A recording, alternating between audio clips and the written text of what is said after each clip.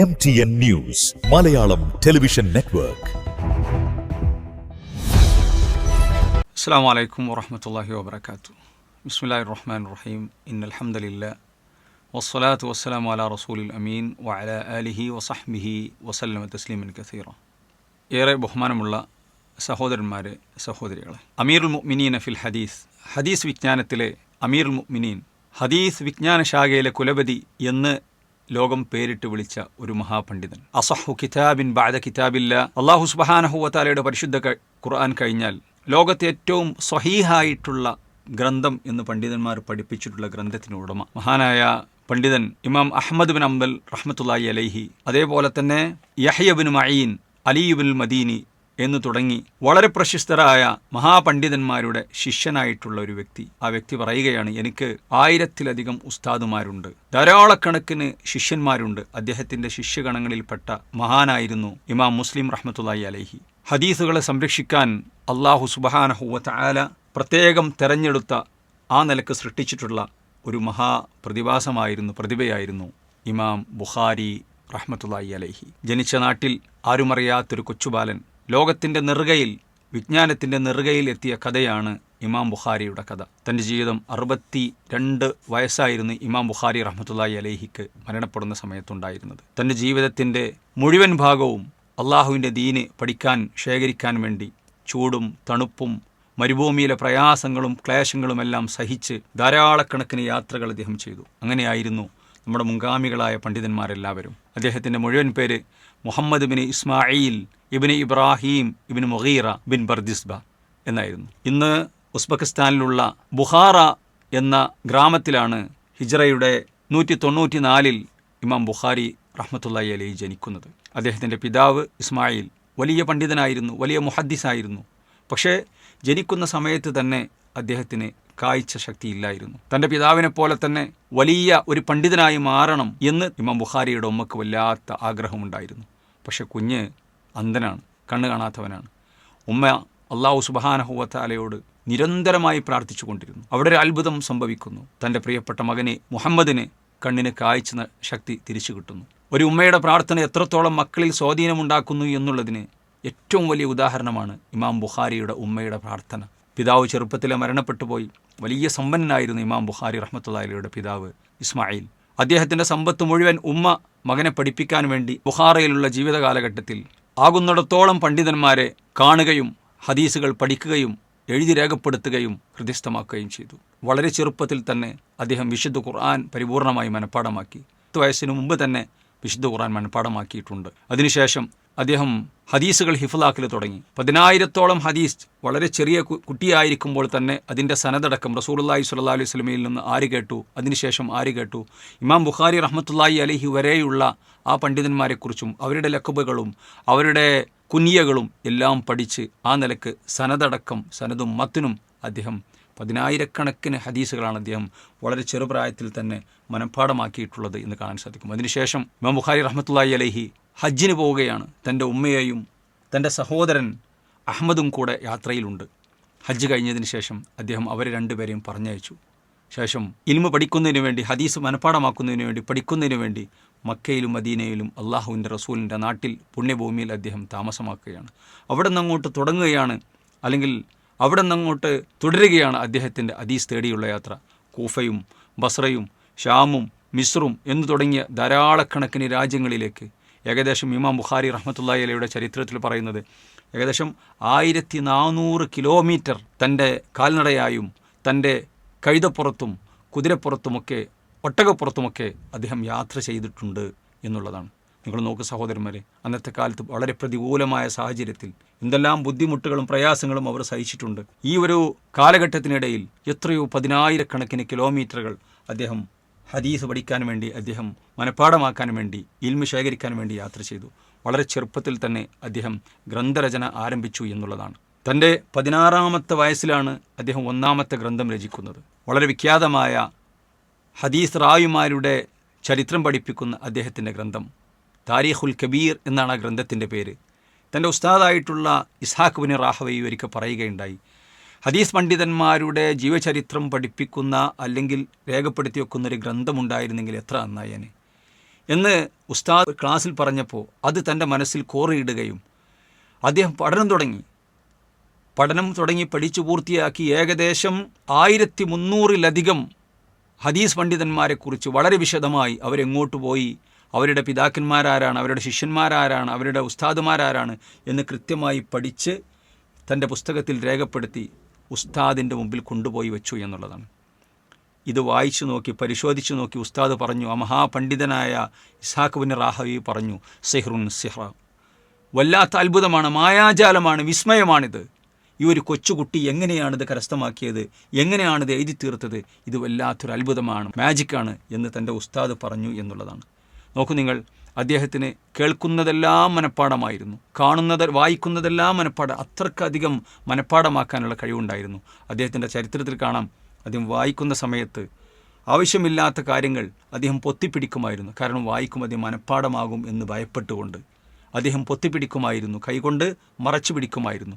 അദ്ദേഹം ബസറയിൽ ഇൽമു പഠിക്കാൻ വേണ്ടി പോയ സമയത്ത് അവിടുത്തെ ഷെയ്ഖുമാരിൽ നിന്നും ഹദീസ് കേട്ടുകൊണ്ടിരിക്കുകയാണ്. സഹപാഠികളെല്ലാം ഹദീസുകൾ എഴുതി വെക്കുന്നുണ്ട്. ഈ സമയത്ത് സഹപാഠികൾ അദ്ദേഹത്തെ പരിഹസിച്ചു, എന്താണ് മുഹമ്മദ് എഴുതി വെക്കാത്തത്, എന്താണ് എഴുതാത്തത്, മറന്നു പോവുകയില്ലേ?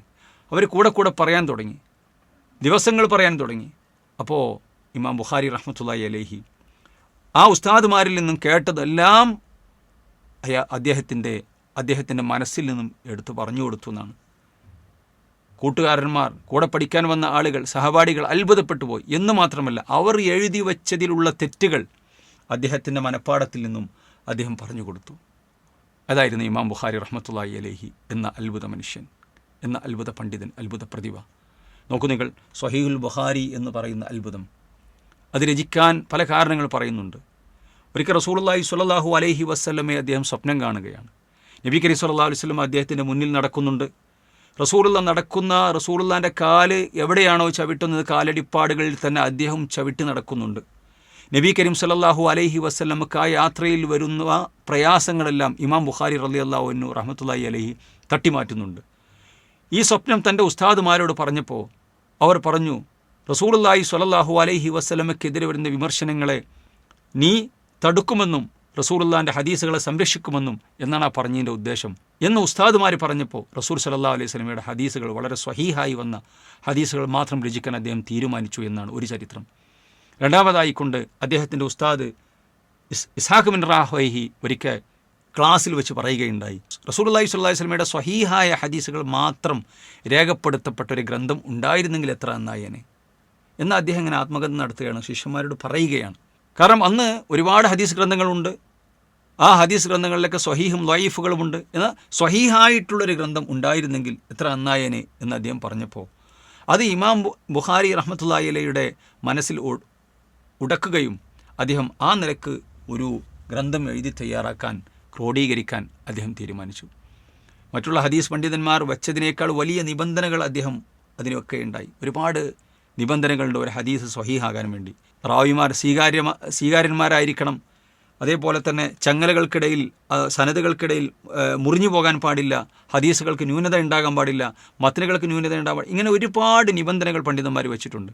ഇതിലേക്കാളേറെ നിബന്ധനകൾ അദ്ദേഹം വെക്കുകയും അങ്ങനെ ഇബ്നു സലാഹ് റഹ്മത്തുള്ളാഹി അലൈഹി പറയുകയാണ്, 7275 ഹദീസ്, സ്വഹീഹായ ഹദീസുകൾ രേഖപ്പെടുത്തിയ സഹീഹുൽ ബുഖാരി എന്ന ഗ്രന്ഥം, അത്ഭുത ഗ്രന്ഥം അദ്ദേഹം രചന നടത്തുകയുണ്ടായി. ഓരോ ഹദീസുകൾ അദ്ദേഹം പഠിച്ച് മനസ്സിലാക്കി സ്വഹീഹാണെന്ന് അറിഞ്ഞതിന് ശേഷം അത് തൻ്റെ ഗ്രന്ഥത്തിലേക്ക് എഴുതി വെക്കുന്നതിന് മുമ്പ് ഒളുവെടുത്ത് റൗളയിൽ നിന്ന് 2 റക്അത്ത് ഇസ്തിഖാറത്ത് നമസ്കരിച്ച് പടച്ചറബിനോട് അഭിപ്രായം ചോദിച്ചതിന് ശേഷമാണ് അദ്ദേഹം തൻ്റെ ഗ്രന്ഥത്തിലേക്ക് എഴുതി വെക്കാറുള്ളത്. അതിനുശേഷം തൻ്റെ ഗ്രന്ഥരചന പൂർത്തിയാക്കി തൻ്റെ ഉസ്താദുമാരായ അഹ്മദ് ബിൻ ഹംബൽ റഹ്മത്തുള്ളാഹി അലൈഹിയെയും യഹ്യ ബിൻ മഈനെയും അലിയുൽ മദീനിയെയും ഒക്കെ കാണിച്ചു എന്നാണ് അദ്ദേഹത്തിൻ്റെ ഇമാം ബുഖാരിയുടെ ചരിത്രം വായിക്കുമ്പോൾ നമുക്ക് മനസ്സിലാകുന്നത്. ഈ ഉമ്മത്തിൽ വല്ലാത്ത സ്വീകാര്യത ലഭിച്ച ഒരു ഗ്രന്ഥമാണ് സ്വഹീഹുൽ ബുഖാരി, അത്ഭുതമായ ഗ്രന്ഥം. ഏകദേശം 200-ലധികം ഷറഹുകൾ, വിശദീകരണ ഗ്രന്ഥങ്ങൾ മഹാരഥന്മാരായ പണ്ഡിതന്മാർ സ്വഹീഹുൽ ബുഖാരിക്ക് രചിക്കുകയുണ്ടായി. എന്ന് മാത്രമല്ല, സ്വഹീഹുൽ ബുഖാരിയുടെ റിപ്പോർട്ടർമാരെക്കുറിച്ച് തന്നെ ധാരാളക്കണക്കിന് ഗ്രന്ഥങ്ങൾ. ഇമാം ബുഖാരിയുടെ റിപ്പോർട്ടർമാർ ആരൊക്കെയാണ്, അവരുടെ പ്രത്യേകതകൾ എന്തൊക്കെയാണ്, അതിനെക്കുറിച്ച് ഗ്രന്ഥങ്ങൾ. ഇമാം ബുഖാരി വെച്ചിട്ടുള്ള കണ്ടീഷനുകൾ, നിബന്ധനകൾ എന്തൊക്കെയാണ്, അതിനെക്കുറിച്ച് ചർച്ച ചെയ്തുകൊണ്ടുള്ള ബഹ്സുകളും അതേപോലെ തിസീസുകളും ഗ്രന്ഥങ്ങളും ലോകത്തുണ്ടായി. ഇമാം ബുഖാരി റഹ്മത്തുള്ളാഹി അലൈഹി അതിന് കൊടുത്തിട്ടുള്ള ഓരോ ബാബിനും കൊടുത്തിട്ടുള്ള ചാപ്റ്ററിനും കൊടുത്തുള്ള ഹെഡിങ്ങുകൾ, അതിനെക്കുറിച്ച് പഠനങ്ങൾ, ആ ഹെഡിങ്ങുകളും ഹദീസും തമ്മിലുള്ള ബന്ധം എന്താണ്, ഇത്രയധികം സ്വീകാര്യത ലഭിച്ച ഒരു ഹദീസ് ഗ്രന്ഥം ലോകത്തില്ല. നോക്കൂ നിങ്ങൾ, ഈ ഗ്രന്ഥത്തെക്കുറിച്ച് പണ്ഡിതന്മാർ പറയുകയുണ്ടായി, സനദോടുകൂടി അതിൽ രേഖപ്പെടുത്തപ്പെട്ട ഹദീസുകളെല്ലാം സ്വഹീഹാണ്, എല്ലാം സ്വഹീഹാണ്, ഒരു തെറ്റുമില്ല, ഒന്നും കുറ്റം പറയാൻ പറ്റിയതല്ല, തള്ളിക്കളയേണ്ടതല്ല. അപ്പോൾ സ്വാഭാവികമായിട്ടും ചില ആളുകൾ ചോദിക്കും, അതൊരു മനുഷ്യനിൽ തെറ്റുപറ്റുകയില്ല. തെറ്റുപറ്റാം, മനുഷ്യനാണ്, തെറ്റുപറ്റാം. പക്ഷേ ആ ഇമാം ബുഖാരി റഹ്മത്തുള്ളാഹി അലൈഹി കൊണ്ടുവന്നിട്ടുള്ള ഹദീസുകളെക്കുറിച്ച് ആയിരക്കണക്കിന് പണ്ഡിതന്മാർ പഠനം നടത്തുകയും അതെല്ലാം കുറ്റമറ്റതാണ്, ഒരു ദുർബലതയും പറയാനില്ല എന്ന് ഓരോ കാലഘട്ടത്തിലെയും പണ്ഡിതന്മാർ ഐക്യകണ്ഠേന പറഞ്ഞു. അവർ ഇജ്മാ ആയി. റസൂലുള്ളാഹി സ്വല്ലല്ലാഹു അലൈഹി വസല്ലമ പറഞ്ഞു, ലാ തജ്തമിഉ ഉമ്മത്തി അലൽ ളലാല, എൻ്റെ ഉമ്മത്ത് ഒരിക്കലും ഒരു ളലാലത്തിൽ ഒരുമിച്ച് കൂടുകയില്ല, എല്ലാവരും ഓക്കെയാണെന്ന് അഭിപ്രായം പറയില്ല. അതുകൊണ്ട് തന്നെ ഓരോ കാലഘട്ടത്തിലുള്ള പണ്ഡിതന്മാരും ഇമാം ബുഖാരിയുടെ സ്വഹീഹിലുള്ള എല്ലാം സ്വഹീഹാണ് എന്ന് വിധി എഴുതുകയുണ്ടായി. അതിൽ തെറ്റുണ്ട് അല്ലെങ്കിൽ അതിൽ പോരായ്മയുണ്ട് എന്ന് പറയുന്നതിൽ അർത്ഥമില്ല. അത്രയ്ക്കധികം പഠനവും ബുദ്ധികൂർമ്മതയും അതേപോലെ തന്നെ മനനവും ഹദീസ് വിഷയത്തിൽ അഗാധ പാണ്ഡിത്യമുള്ള ആളായിരുന്നു ഇമാം ബുഖാരി റഹ്മത്തുള്ളാഹി അലൈഹി. ബഗ്ദാദിൽ വെച്ച് ഒരു കൂട്ടം പണ്ഡിതന്മാർ, അദ്ദേഹത്തിൻ്റെ ഇൽമ അറിയുന്നവരാണ്, അദ്ദേഹത്തെ ഒന്ന് പരീക്ഷിക്കണമെന്ന് തീരുമാനിച്ചു. 10 പണ്ഡിതന്മാർ, അവർ മുഹദ്ദിസുകളാണ്. ആ 10 പണ്ഡിതന്മാർ, ഓരോ പണ്ഡിതന്മാരും 10 ഹദീസുകൾ വീതം, ഒരു ഹദീസിൻ്റെ സനദ് അതിൻ്റെ പരമ്പര എടുക്കുന്നു, മറ്റൊരു ഹദീസിൻ്റെ മത്തിനെടുക്കുന്നു. അങ്ങനെ സനദിൽ മാറ്റം വരുത്തി, മത്തിനും സനദും മാറ്റി മാറ്റി പറഞ്ഞ് അവർ ഇമാം ബുഖാരിയുടെ മുമ്പിൽ അവർ വായിച്ച് കേൾപ്പിക്കുകയാണ്. ഇമാം ബുഖാരി റഹ്മത്തുള്ളാഹി അലൈഹിയോട് അതിനുശേഷം എന്താണ് ഇതിനെക്കുറിച്ച് പറയാനുള്ളതെന്ന് ചോദിച്ചപ്പോൾ, ഓരോ പണ്ഡിതനും പറഞ്ഞിട്ടുള്ള ഹദീസുകൾ, അതിലുള്ള തെറ്റുകൾ, എവിടെയാണ് അതിൽ മാറി വന്നിട്ടുള്ളത്, ഇന്ന ഹദീസ് ഇന്ന സനദ് അത് ഇന്ന സനദ് ഇന്ന മത്തിൻ്റേതാണ്, ഇന്ന മത്തിന് ഇന്ന സനദിൻ്റേതാണ്, അത് ഇന്ന ആൾ ഇന്ന ആളിൽ നിന്ന് കേട്ടിട്ടില്ല, ആ പറഞ്ഞത് ശരിയല്ല, ഇത് അതിൻ്റെ സ്വഹീഹായിട്ടുള്ളത് ഇങ്ങനെയാണ്, അതിൽ സ്വഹീഹായിട്ടുള്ളത് ഇങ്ങനെയാണ് എന്ന് കൃത്യമായി ഇമാം ബുഖാരി റഹ്മത്തുള്ളാഹി അലൈഹി അവർ പറഞ്ഞ ഓർഡറിൽ തന്നെ പറഞ്ഞു കൊടുത്തു എന്നുള്ള അത്ഭുതമാണ് ലോകത്തിന് പറയാനുള്ളത്, ചരിത്രത്തിന് പറയാനുള്ളത്. ഇതായിരുന്നു ഇമാം ബുഖാരി റഹ്മത്തുള്ളാഹി അലൈഹി. അതുകൊണ്ട് ഇങ്ങനെയുള്ള പണ്ഡിതന്മാരെക്കുറിച്ച് നമ്മൾ പഠിക്കുക, അവരുടെ ഗ്രന്ഥം, അവരുടെ സേവനങ്ങൾ നമ്മൾ തിരിച്ചറിയുക.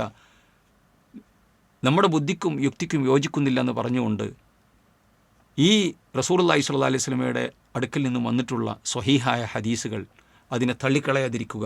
നബി കരീം സ്വല്ലല്ലാഹു അലൈഹി വസല്ലമ പഠിപ്പിച്ച പോലെ ഖുർആനും സുന്നത്തുമാണ് ഈ ദീനിൻ്റെ പ്രമാണങ്ങൾ എന്ന് തിരിച്ചറിയുക. അല്ലാഹു സുബ്ഹാനഹു വ തആല ആ മഹത്തായ പണ്ഡിതന്മാരുടെ കൂടെ സ്വർഗം കരസ്ഥമാക്കാനുള്ള ഭാഗ്യം നമുക്കെല്ലാവർക്കും നൽകി അനുഗ്രഹിക്കുമാറാവട്ടെ. വസല്ലല്ലാഹു അലാ മുഹമ്മദ്. അസ്സലാമു അലൈക്കും വറഹ്മത്തുള്ളാഹി വബറകാതുഹു. നിങ്ങളുടെ സന്തോഷ നിമിഷങ്ങളുടെ partner Aadhaar gold and precious.